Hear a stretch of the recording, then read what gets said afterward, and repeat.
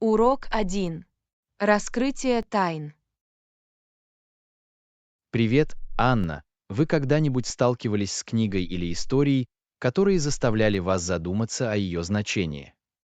Привет, Джон. Да, иногда я сталкиваюсь с текстами, которые требуют небольшой интерпретации, чтобы полностью понять их смысл. Это может быть интересно, когда смысл не сразу очевиден. Совершенно верно. Это заставляет нас критически мыслить и изучать материал на более глубоком уровне. Иногда автор намеренно оставляет некоторые аспекты открытыми для интерпретации, позволяя читателям сделать собственные выводы. Это правда.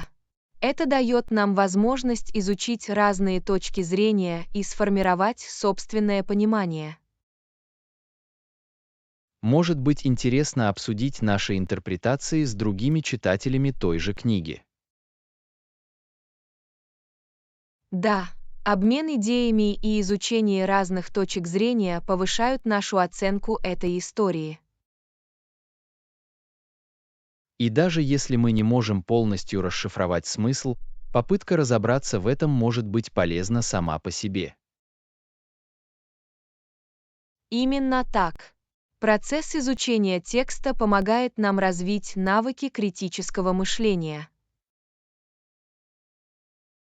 Как только мы закончим читать, будет интересно поразмышлять над историей и ее возможными последствиями. Это позволяет нам глубже погрузиться в темы и идеи автора. И прежде чем мы отложим книгу на ночь, у нас есть прекрасная традиция пожелать всем в доме спокойной ночи. Это теплый жест, который способствует ощущению близости и связи с нашими близкими. Совершенно верно. Это небольшой, но значимый способ завершить день на позитивной ноте. Урок 2. Изучение искусства. Привет, Анна. Вы когда-нибудь заглядывали в раздел газеты об искусстве и развлечениях? Привет, Джон. Да, мне интересно исследовать разнообразный мир искусства и развлечений.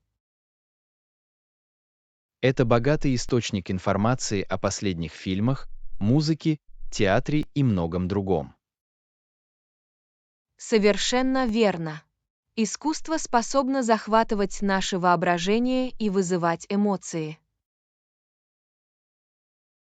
Искусство может перенести нас в разные миры и предложить форму эскапизма. Да, будь то захватывающий фильм или захватывающий театральный спектакль, искусство может очаровать нас. А раздел «Искусство и развлечения» предоставляет нам отзывы и рекомендации.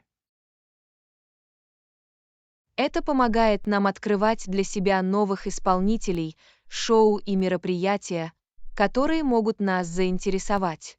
Интересно читать о предстоящих концертах, выставках и фестивалях. Это дает нам возможность спланировать наши экскурсии и погрузиться в культурный опыт. Искусство позволяет объединять людей и развивать чувство общности. Совершенно верно. Посещение концертов или открытие галерей позволяет нам общаться с другими людьми, разделяющими схожие интересы. Это также возможность поддержать и оценить талант и творчество художников. Да, благодаря искусству мы можем открыть для себя новые перспективы и расширить кругозор. Спасибо за обсуждение искусства и развлечений. Это напоминание о важности творчества в нашей жизни. Урок 3. Навстречу будущему. Привет, Анна. Вы когда-нибудь думали об эволюции автомобилей и появлении электромобилей? Привет, Джон. Да, удивительно, как технологии и инновации изменили автомобильную промышленность. Определенно. Бесчисленное количество изобретателей стремилось создать автомобили, превосходящие своих предшественников. Это свидетельство человеческой изобретательности и стремления к эффективности и устойчивому развитию. Некоторые считали, что электромобили — это будущее транспорта. Да, электромобили могут снизить выбросы и сделать передвижение более экологичным. Удивительно, как электромобили стали более популярными в последние годы. Достижения в области аккумуляторных технологий сделали их более практичными и доступными. Преимущество электромобилей заключается в том, что они тише и требуют меньшего обслуживания. А с увеличением количества зарядных станций инфраструктура для поддержки электромобилей растет. Приятно думать о будущих возможностях и положительном влиянии электромобилей на окружающую среду. Совершенно верно. Это шаг к более устойчивому и экологичному будущему. Спасибо за обсуждение электромобилей. Вдохновляет то, как технологии продолжают формировать наш мир. Урок 4. Освоение голосовой почты. Привет, Анна. Вы когда-нибудь использовали голосовую почту, чтобы оставлять кому-то важные сообщения? Привет, Джон. Да, голосовая почта может быть удобным способом связи, когда кто-то недоступен. Знаете ли вы, что ваши сообщения можно разместить в верхней части списка голосовой почты получателя? В самом деле, это полезная функция, особенно для срочных или срочных сообщений. Да, это гарантирует, что ваше сообщение сразу же привлечет внимание, когда человек проверит свою голосовую почту. Это может иметь решающее значение, когда необходимо передать важную информацию. Кроме того, вы можете запрограммировать голосовую почту так, чтобы получатель мог сразу перейти к вашему сообщению. Это экономит время и упрощает доступ к вашему сообщению и его прослушивание. Это полезная опция, особенно если вы часто оставляете длинные голосовые сообщения. Совершенно верно. Это упрощает процесс и делает его более эффективным.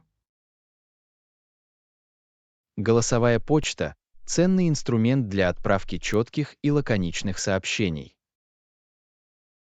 Важно внимательно следить за содержанием и тоном наших голосовых сообщений, так как они могут произвести неизгладимое впечатление. В самом деле, вежливость, четкая речь и предоставление соответствующей информации могут изменить ситуацию к лучшему. А если мы не уверены, было ли наше сообщение получено, всегда полезно позвонить или воспользоваться альтернативным способом связи. Спасибо за обсуждение голосовой почты. Это напоминание о важности эффективной коммуникации. Урок 5. Парламентские процедуры.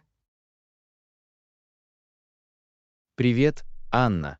Вы когда-нибудь следили за заседаниями Палаты представителей? Привет, Джон. Да, я нахожу законодательный процесс и дебаты довольно интригующими. Интересно наблюдать за тем, как законы предлагаются, обсуждаются и в конечном итоге принимаются. Совершенно верно. Палата представителей играет важнейшую роль в формировании политики страны. Иногда администрация предлагает спикеру Палаты представителей определенные меры. Да, решение важных вопросов и внесение необходимых изменений было сделано в общественных интересах. Затем спикер решает, следует ли выносить эти предложения на рассмотрение Палаты представителей. Это решение может повлиять на законодательную повестку дня и обсуждаемые темы. Приятно наблюдать за страстными обменами мнениями и спорами во время этих дебатов. В самом деле, члены Палаты представителей излагают свои взгляды, бросают друг другу вызов и работают над достижением консенсуса. Роль Палаты представителей заключается в том, чтобы представлять интересы и проблемы людей. В ходе обсуждений и голосования они формируют законы, влияющие на нашу повседневную жизнь. Гражданам важно знать об этих разбирательствах и принимаемых решениях. Понимание законодательного процесса позволяет нам участвовать в демократии и высказывать свое мнение. Спасибо за обсуждение в Палате представителей. Это напоминание о важности гражданской активности. Урок 6. Непредсказуемая погода. Привет, Анна. Вы когда-нибудь замечали, насколько непредсказуемой может быть погода? Привет, Джон. Да, удивительно, как погода может неожиданно измениться. В самом деле, кажется, что нет ничего очень точного, когда дело доходит до прогнозирования погоды. Департамент погоды проводит много исследований, но они никогда не могут быть уверены в том, что произойдет. Интересно, как они используют различные инструменты и технологии для составления прогнозов. Да, они анализируют данные со спутников, метеостанций и компьютерных моделей. Несмотря на все достижения, прогнозы погоды все еще остаются неопределенными. Это правда. Природа по-своему удивляет нас. Важно быть готовым к различным погодным условиям, особенно в экстремальные сезоны. Совершенно верно. Очень важно иметь соответствующую одежду и быть в курсе возможных изменений погоды.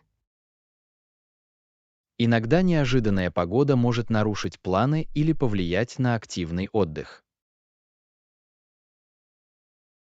Гибкость играет ключевую роль в работе с непредсказуемыми погодными условиями. Всегда полезно проверить прогноз погоды, прежде чем строить планы на открытом воздухе. Кроме того, полезно следить за небом и следить за любыми признаками грядущих изменений. Спасибо за обсуждение непредсказуемой погоды. Это напоминание о том, что нужно уметь адаптироваться и готовиться. Урок 7. Уроки истории. Привет, Анна. Вы когда-нибудь задумывались о последствиях войны на протяжении всей истории? Привет, Джон. Да, отрезвляюще думать о влиянии конфликтов на страны и отдельных людей.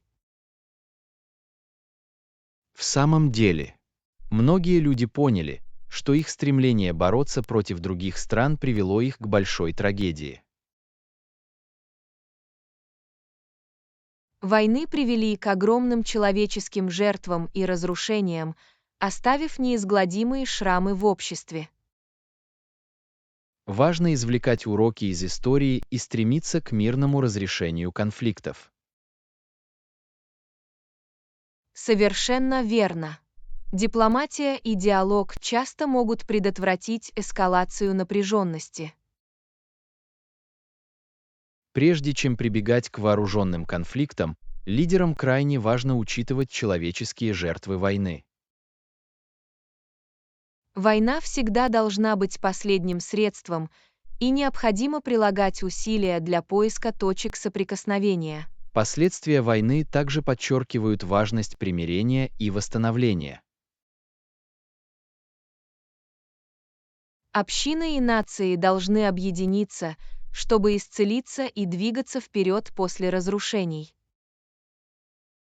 Изучая историю, мы можем получить ценную информацию и работать над построением более мирного будущего. Понимание ошибок прошлого может помочь нам принимать лучшие решения в настоящем. Спасибо за обсуждение уроков истории. Это напоминание о важности мира и дипломатии. Урок 8. Соперничество и рост. Привет, Анна. Вы слышали об ожесточенном соперничестве между колледжами в спорте?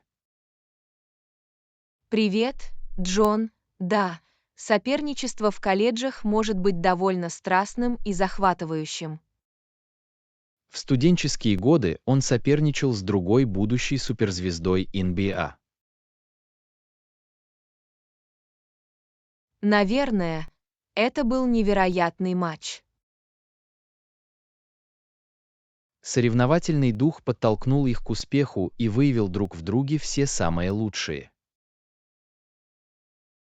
Соперничество может мотивировать людей и помогать им достичь новых высот в своих способностях. Интересно, что такое соперничество часто продолжается, когда игроки вступают в профессиональные лиги. Интенсивность и история их студенческих матчей могут повлиять на их профессиональную карьеру.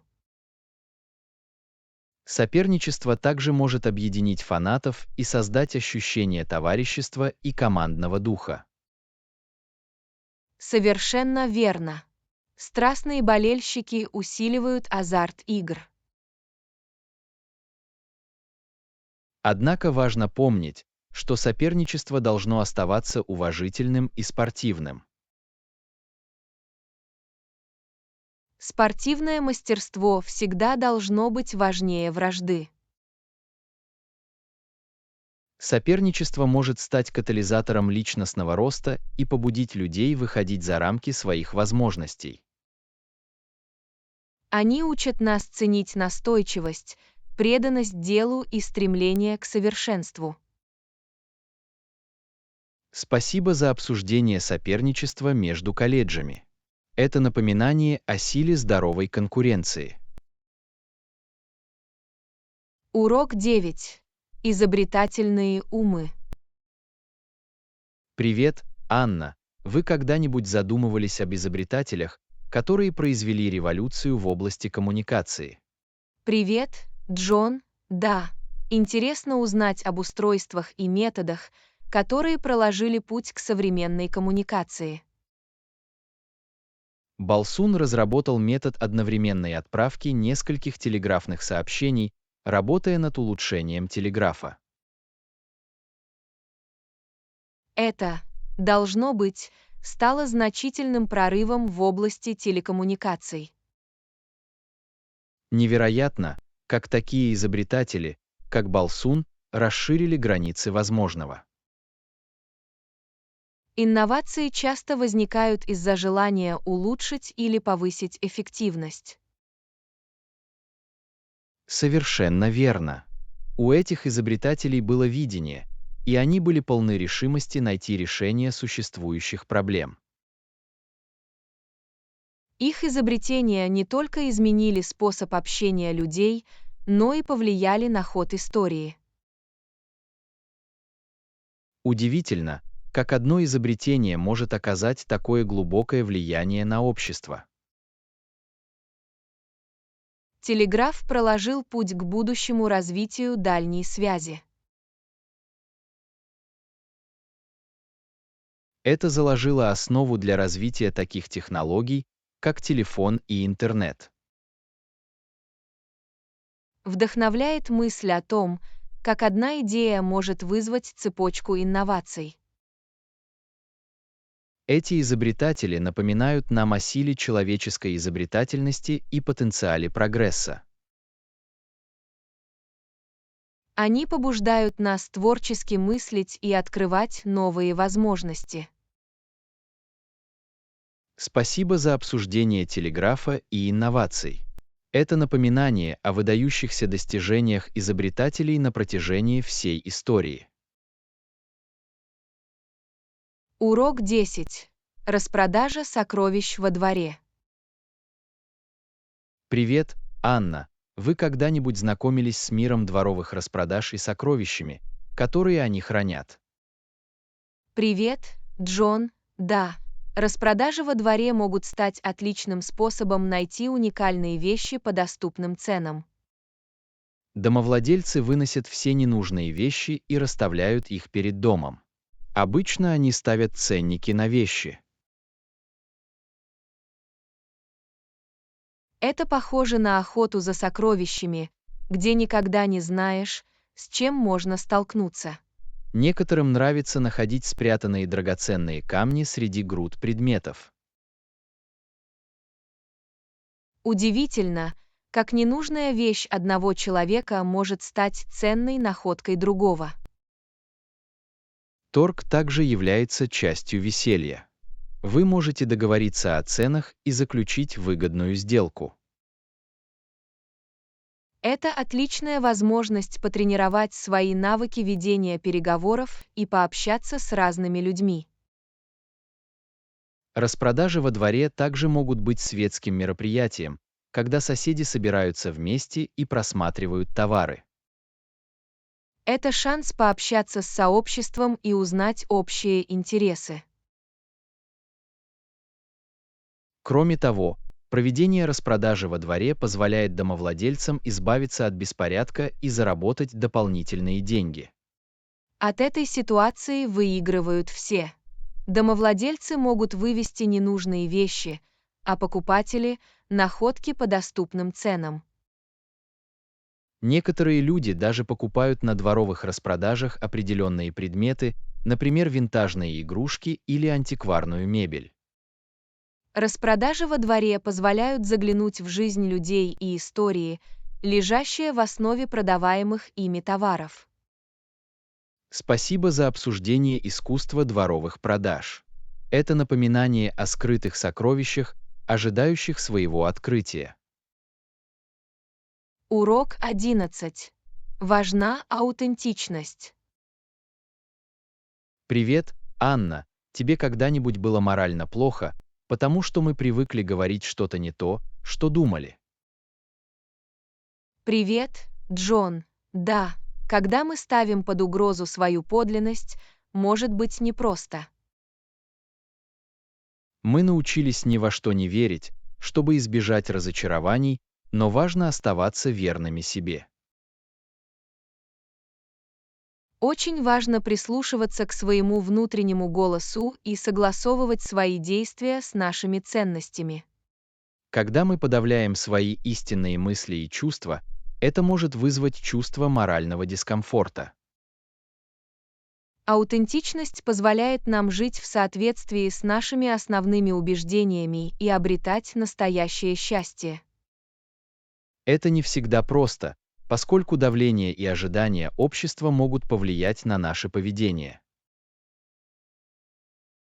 Истинная сила заключается в том, чтобы чувствовать себя комфортно с собой, даже если это противоречит норме. Обречение себя на самом деле может привести к более значимым отношениям и самореализации. Выражать свое истинное мнение и жить жизнью, отражающей наши истинные ценности, приятно. Честность и искренность создают прочную основу для личностного роста и самопознания. Когда мы верны себе, мы привлекаем людей и возможности, соответствующие нашим подлинным личностям. Спасибо за обсуждение важности аутентичности. Это напоминание о том, что нужно оставаться верными себе. Урок 12. Успех и честность. Привет, Анна. Вы когда-нибудь замечали, что ни один мужчина или женщина не пришли в эту администрацию и не оставили ей больше мировых благ, чем когда он пришел? Привет, Джон. Да, интересно поразмышлять о взаимосвязи между успехом и честностью. Это мощное заявление, подчеркивающее важность сохранения целостности во всех аспектах жизни.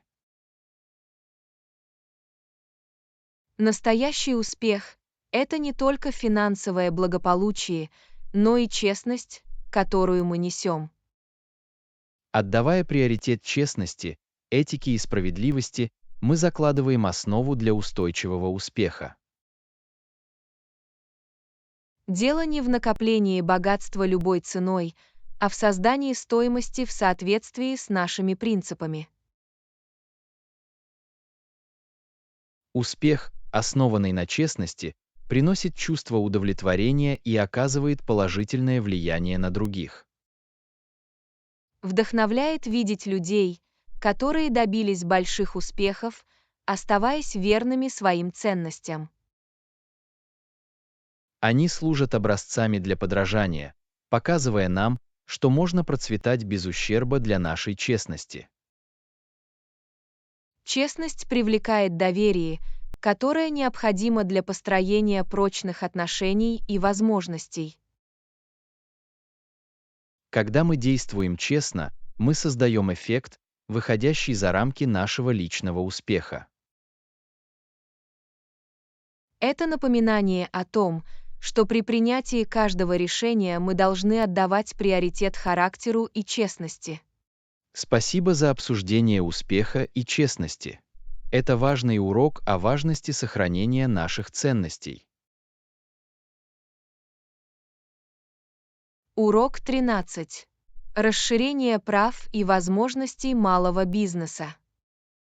Привет, Анна. Вы заметили, что малые предприятия часто отчаянно нуждаются в капитале и контрактах, необходимых для того, чтобы доказать свою состоятельность? Привет, Джон. Да, к сожалению, многие малые предприятия сталкиваются с трудностями при получении признания и возможностей, которых они заслуживают. Им часто трудно конкурировать с более крупными корпорациями, обладающими большими ресурсами и развитыми сетями.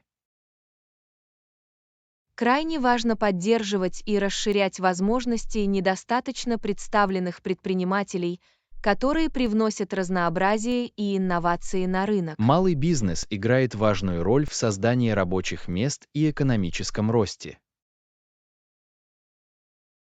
Они способствуют оживлению сообществ и предоставляют уникальные продукты и услуги. Мы должны выступать за политику, которая создает равные условия и предоставляет малым предприятиям равные возможности. Таким образом, мы можем помочь преодолеть разрыв и создать более инклюзивную деловую среду. Важно признать ценный вклад предприятий, принадлежащих меньшинствам, и предоставить им необходимую поддержку. Мы выступаем от имени меньшинств, которые не всегда имели равный голос в деловом мире. Поддерживая малый бизнес, мы помогаем людям реализовывать свои мечты и оказывать положительное влияние. Это напоминание о том, что каждая наша покупка может стать голосованием за мир, в котором мы хотим жить. Спасибо за обсуждение важности расширения прав и возможностей малого бизнеса. Это призыв к действиям по созданию более инклюзивной экономики. Урок 14. Поиски знаний. Привет, Анна. Есть так много вопросов, на которые нет ответа. Думаю, мне стоит пойти в библиотеку за книгой, чтобы узнать, почему люди растут. Привет, Джон. Это отличная идея. Книги — это сокровищница знаний, которая может дать ответы на наши животрепещущие вопросы. Абсолютно. Они хранят мудрость поколений и дают представление о различных предметах. Библиотеки — это как порталы в разные миры, где мы можем исследовать и расширять свои знания. Мне нравится, когда я теряюсь в книге и открываю для себя новые перспективы. Книги способны пробудить наше любопытство и пробудить желание учиться на протяжении всей жизни. Они создают ощущение связи с прошлым, настоящим и будущим. И самое приятное то, что книги доступны для всех, независимо от их происхождения или обстоятельств. Есть что-то волшебное в том, чтобы держать бумажную книгу и листать ее страницы. Это ощутимый опыт, позволяющий нам погрузиться в слова автора. Чтение книг также может улучшить наши языковые навыки и словарный запас. Это расширяет наш кругозор и помогает развить критическое мышление и сочувствие. Мне не терпится посетить библиотеку и отправиться в путешествие к знаниям. Приятного времяпрепровождения там. Уверен, вы найдете ответы на свои вопросы. Спасибо. Давайте продолжим использовать силу книг и радость обучения. Урок 15. Брачные нервы. Привет, Анна, пара, которая заставит их мужчину и жену, жениха и невесту улыбаться друг другу, но, похоже, они немного нервничают. Привет, Джон. Женитьба — это действительно прекрасный и преобразующий момент в жизни. Это праздник любви и начало новой главы совместной жизни. Но совершенно нормально чувствовать смесь радости и нервозности в такой важный день.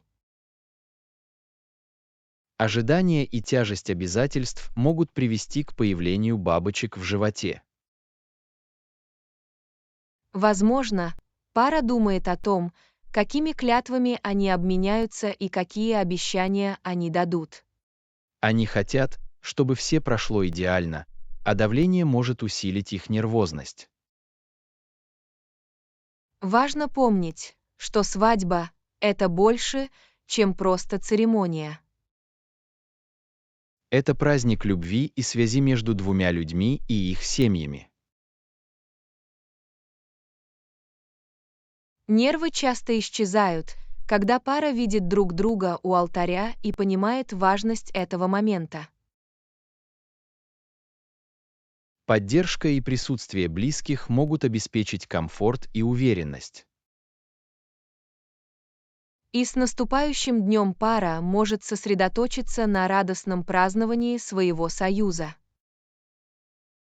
Этот день полон смеха, слез счастья и прекрасных воспоминаний.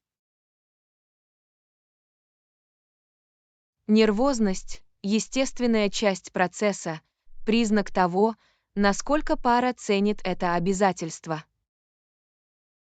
Итак, давайте отпразднуем любовь и мужество тех, кто вместе отправляется в это чудесное путешествие.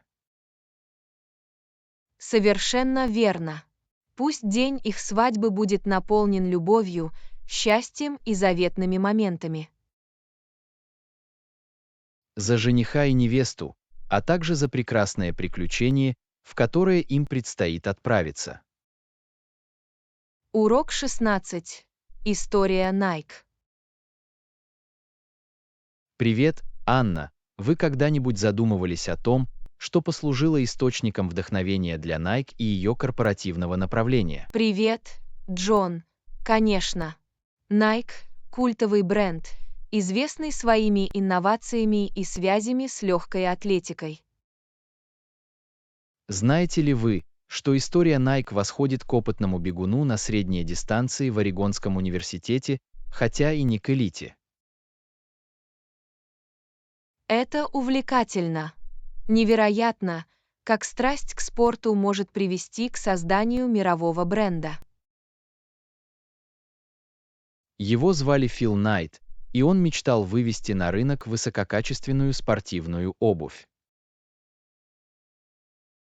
Фил Найт объединился со своим тренером Биллом Бауэрманом, и вместе они заложили основу компании Nike. Они начали с импорта кроссовок из Японии и продажи их прямо из багажника своих автомобилей. Вдохновляет то, как их преданность делу и предпринимательский дух помогли Nike достичь сегодняшнего уровня. Сосредоточение внимания Nike на инновации и производительность позволило ей занять лидирующие позиции в спортивной индустрии. Их культовый слоган «Просто сделай это» стал синонимом мотивации и расширения границ. Партнерские отношения Nike с ведущими спортсменами и их приверженность социальным целям также повлияли на корпоративное направление деятельности компании. Они создали бренд, который не только воспевает атлетизм, но и выступает за инклюзивность и расширение прав и возможностей. История успеха Nike напоминает нам о том, что энтузиазм, целеустремленность и четкое видение могут привести к выдающимся достижениям.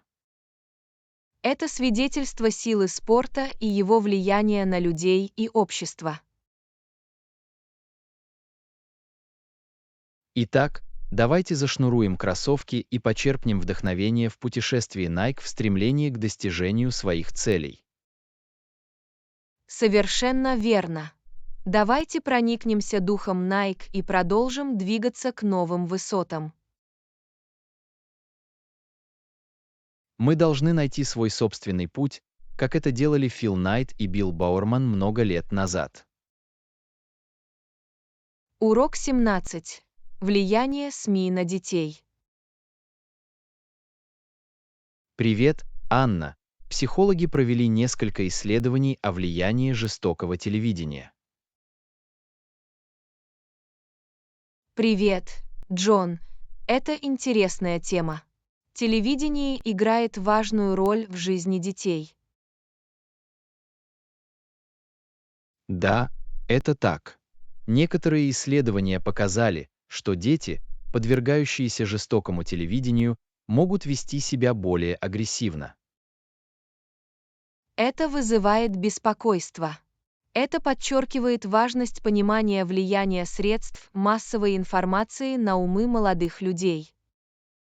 Совершенно верно. Родителям и опекунам крайне важно внимательно следить за контентом, который потребляют дети. Создание сбалансированной медийной диеты и развитие навыков критического мышления могут помочь смягчить любые негативные последствия. Родители могут открыто беседовать со своими детьми о том, что они смотрят, и помогать им интерпретировать и понимать контент. Обучение детей медиаграмотности поможет им сделать осознанный выбор и стать более требовательными зрителями. Также важно, чтобы создатели средств массовой информации брали на себя ответственность и создавали позитивный контент для детей, соответствующий возрасту. Совершенно верно. Средства массовой информации способны обучать, вдохновлять и формировать ценности. Пропагандируя позитивные идеи и ценности по телевидению, мы можем оказывать более благотворное влияние на развитие детей. Давайте постараемся создать медийную среду, способствующую росту детей, их воображению и сочувствию. Вместе мы можем обеспечить детям доступ к средствам массовой информации, которые обогащают их жизнь и способствуют здоровому развитию. Давайте дадим детям возможность стать важными потребителями средств массовой информации и побудим их искать позитивный и образовательный контент. Мы стремимся создать медийную среду, которая воспитывает молодые умы и помогает им процветать. Урок 18. Национальный парк Банф. Привет, Анна. Вы когда-нибудь бывали в самом сердце великолепных канадских скалистых гор? Привет, Джон. Вы, должно быть, говорите о национальном парке Банф. Это потрясающее место. Абсолютно. Каждый год миллионы посетителей приезжают в Банф, чтобы полюбоваться изумрудными водами озер. Красота гор и спокойствие окрестностей делают его раем для любителей природы. Невероятно, что Банф предлагает широкий выбор развлечений на свежем воздухе в любое время года. От пеших прогулок и кемпинга летом до катания на лыжах и сноуборде зимой, каждый найдет что-то для себя. И давайте не будем забывать о дикой природе. В Банфе обитают различные виды животных, в том числе медведи, лоси и горные козлы.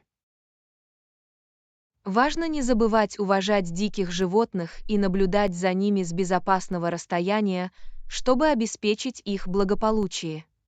Совершенно верно. Усилия по охране природы крайне важны для защиты природных чудес Национального парка Банф. Нетронутые пейзажи и захватывающие дух пейзажи парка вызывают трепет и напоминают нам о важности сохранения окружающей среды. Путешествовать по Банфу – все равно, что заглянуть в открытку. Виды просто впечатляют.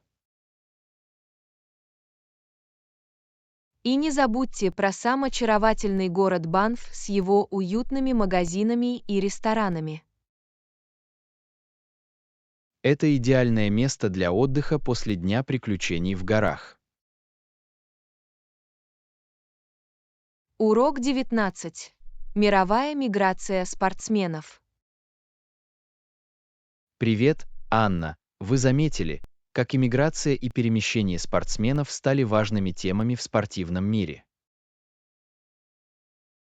Привет, Джон. Конечно. Профессиональных спортсменов и элитных спортсменов-любителей все больше привлекают возможности в других странах. Удивительно, как спортсмены готовы переехать, чтобы осуществить свою мечту и соревноваться на самом высоком уровне. Да, они часто ищут лучшие тренировочные центры, тренерскую работу или возможность соревноваться с лучшими конкурентами. Глобальный характер спорта позволяет спортсменам преодолевать границы и представлять разные страны.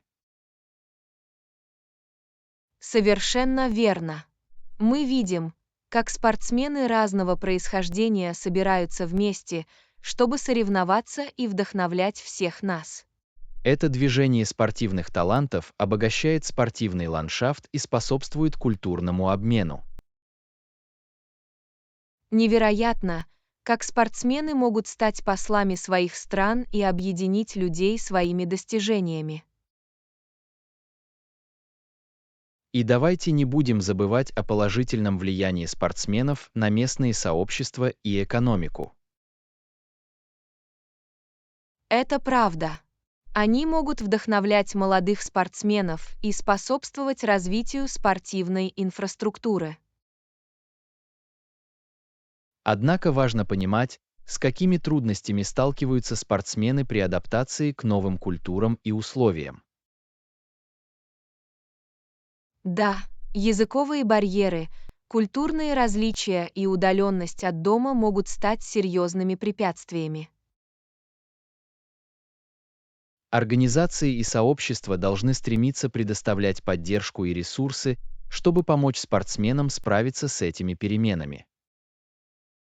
Верно. Использование разнообразия и содействие инклюзивности в спорте могут создать более динамичное и сплоченное мировое сообщество.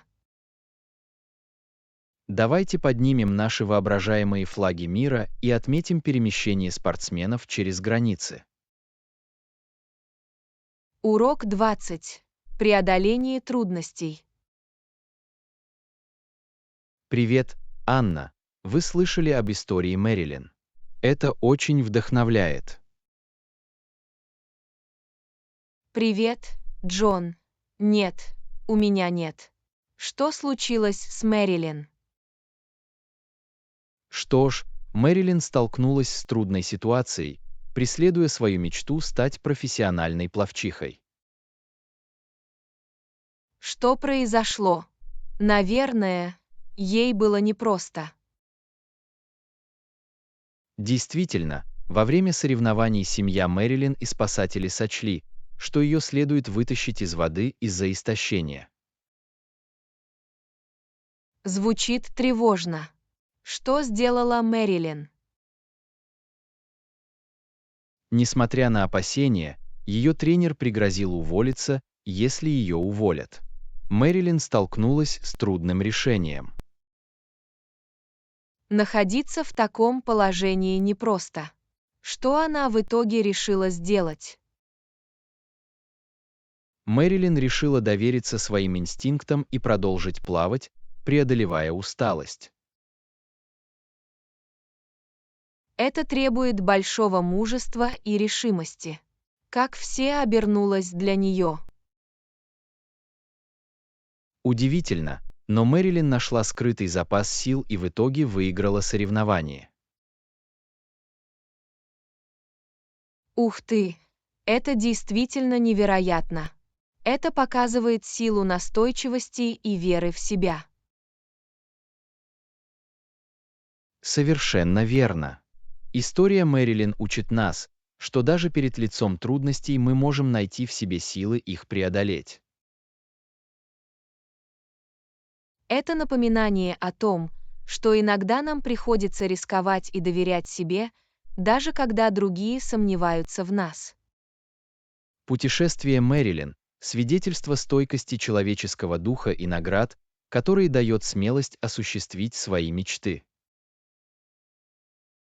Ее история вдохновляет нас воспринимать вызовы как возможности для роста и никогда не отказываться от того, во что мы верим. Давайте поднимем наши воображаемые медали и отпразднуем триумф Мэрилин и проявленное ею мужество. Урок 21. Церковные традиции. Привет, Анна. Вы когда-нибудь задумывались, почему большинство людей предпочитают жениться в церкви? Привет, Джон. Да, интересно, почему церковные свадьбы имеют такое значение для многих пар? Абсолютно. Венчание в церкви часто символизирует обязательство перед высшей силой. Это способ для пар найти благословение и приобщить религиозные традиции к своему особому дню. Церковные свадьбы также создают ощущение общности, поскольку семья и друзья собираются, чтобы стать свидетелями союза. Это правда. Церковная обстановка придает церемонии священную атмосферу и ощущение торжественности. Кстати, о церквях, знаете ли вы, что церковные службы обычно проводятся по воскресеньям? Да, воскресенье традиционно считается днем богослужения и отдыха во многих христианских конфессиях. Пришло время верующим собраться вместе, принять участие в молитвах, получить учение и обрести духовную пищу. Церковные службы пробуждают чувство принадлежности и предоставляют возможности для общения и духовного роста. Совершенно верно. Они могут стать источником вдохновения и способом общения людей со своим религиозным сообществом. С другой стороны, вы когда-нибудь задумывались, почему многие люди предпочитают проводить церковную службу перед похоронами? Да, похороны и поминальные службы, проводимые в церквях, позволяют близким собраться и выразить свое почтение. Они предлагают утешение, поддержку и место для коллективного траура, когда люди собираются вместе, чтобы почтить память умерших. Церковные службы перед похоронами часто включают молитвы, чтение и хвалебные речи, посвященные жизни усопших. Они дают ощущение замкнутости и комфорта тем, кто скорбит о потере любимого человека. Церковные традиции играют важную роль в праздновании важных событий и обеспечении чувства духовной связи. Они объединяют сообщество и предоставляют людям возможность выразить свою веру и найти поддержку. Давайте создадим наши воображаемые сборники гимнов и отметим богатые традиции и чувства общности, присущие церковной жизни. Урок 22. Откройте для себя панораму Лондона заново. Привет, Анна. Вы когда-нибудь задумывались, как выглядел городской пейзаж Лондона до последней войны? Привет, Джон. Да, трудно себе представить, как это было прекрасно. Абсолютно. Наверное, у Лондона был один из самых потрясающих пейзажей среди великих городов. Увлекательно вспоминать архитектурные чудеса, которые когда-то украшали город. Величественные здания и исторические достопримечательности, должно быть, создавали величественную панораму. Вы можете себе представить, какие сложные детали и мастерство были использованы в этих сооружениях. Наверное, было очень приятно увидеть сочетание старых и новых архитектурных стилей. Городской пейзаж стал бы свидетельством богатой истории и культурного наследия Лондона. К сожалению, опустошительные последствия войны принесли свои плоды и навсегда изменили облик, который мы видим сегодня. Это напоминание о разрушительном воздействии конфликтов на нашу искусственную среду. Несмотря на потери, городской пейзаж Лондона по-прежнему сохраняет свой неповторимый шарм и знаковые достопримечательности. Совершенно верно. Город претерпел значительные изменения и продолжает развиваться. Сегодня современные небоскребы стоят рядом с историческими зданиями, создавая динамичный контраст. Это свидетельство стойкости Лондона и его способности адаптироваться к меняющимся временам. Сочетание старой и новой архитектуры создает захватывающий гобелен, рассказывающий историю города. Изучение панорамы Лондона все равно, что отправиться в путешествие во времени и увидеть его эволюцию. Давайте поднимем наш воображаемый бинокль и оценим красоту панорамы Лондона, прошлого и настоящего. Урок 23. Взгляды на мужество. Привет, Анна. Вы когда-нибудь сталкивались с мнением, что мужественная смерть предпочтительнее, чем прятаться? Привет, Джон. Да, я уже слышал эту точку зрения. Это говорит о том, что смелее смотреть в глаза смерти. Это интересная концепция, но я верю, что мужество можно найти в разных формах, а не только в том, чтобы встретиться лицом к лицу со смертью. Я согласен. Истинное мужество можно проявлять по-разному, в зависимости от обстоятельств. Совершенно верно. Иногда требуется большая сила, чтобы выстоять и преодолеть трудности, а не сдаваться. Также есть мужество отстаивать свою правоту, даже несмотря на противодействие или критику. Определенно. Упомянутый вами автор письма, который указывает на ценность сокрытия, обращает внимание на другую точку зрения.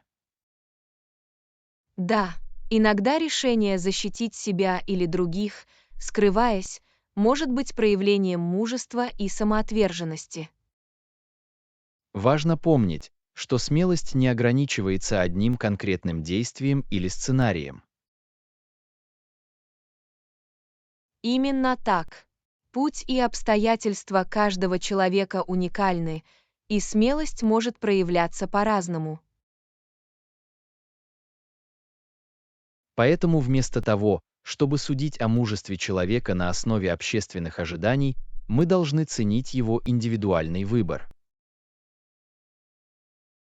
Совершенно верно. Очень важно уважать и ценить различные проявления мужества, с которыми мы сталкиваемся.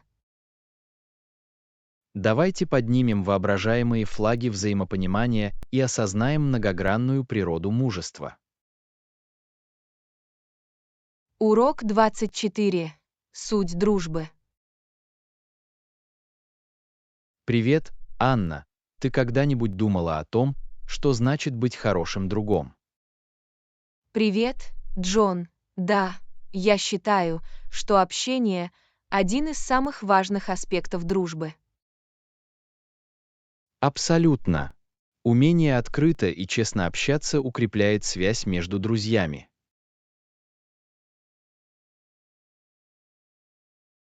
Хороший друг – это тот, кто находит время, чтобы выслушать и понять ваши мысли и чувства. Это правда. Активно слушая, друзья проявляют сочувствие и создают безопасное пространство для самовыражения. Дружба процветает, когда происходит подлинный обмен мыслями, идеями и опытом. И дело не только в разговоре, но и в том, чтобы комфортно провести время в тишине. Да, общение с настоящим другом можно почувствовать даже в моменты спокойных размышлений. Хороший друг поддерживает вас как в радостные, так и в трудные времена. Они ободряют, протягивают руку помощи и дают возможность опереться на плечо. Дружба строится на доверии, честности и взаимном уважении. Важно полагаться друг на друга и сохранять конфиденциальность. Совершенно верно. Доверие – основа крепких и прочных дружеских отношений. Помимо общения и доверия, общие интересы и ценности также способствуют укреплению связей. Наличие точек соприкосновения способствует пониманию и создает возможности для конструктивных связей. Хороший друг празднует ваши успехи и поддерживает вас во время неудач. Они готовы разделить ваши радости и оказать поддержку в трудные времена. Давайте поднимем наши воображаемые чашки дружбы и оценим ценность открытого общения и искренних связей. Приветствую вас! Давайте беречь и развивать дружеские отношения, которые обогащают нашу жизнь. Урок 25. Формирование предположений. Привет, Анна! Вы когда-нибудь делали предположение о чьей-то поведении? Привет, Джон. Да, легко делать выводы, не зная всей истории. Абсолютно. Не следует полагать, что кто-то ведет себя недружелюбно, не понимая обстоятельств, в которых он находится. Никогда не знаешь, что переживают другие или что они чувствуют. Они могут сталкиваться с личными проблемами или даже чувствовать себя плохо. Важно подходить к ситуациям с сочувствием и стремиться понять, а не судить. Вместо того, чтобы предполагать, мы можем спросить, все ли в порядке, или сказать доброе слово. Проявление сострадания и протягивание руки помощи могут существенно изменить ситуацию. Иногда простое проявление доброты может украсить чей-то день и изменить его точку зрения. И если мы уделим время пониманию их ситуации, мы можем обнаружить неожиданные причины их поведения. Эмпатия позволяет нам общаться на более глубоком уровне и способствует пониманию и состраданию. Это напоминание о том, что у каждого есть свои трудности, с которыми приходится сталкиваться. Давайте поднимем воображаемые флаги сочувствия и подойдем к другим с пониманием и добротой.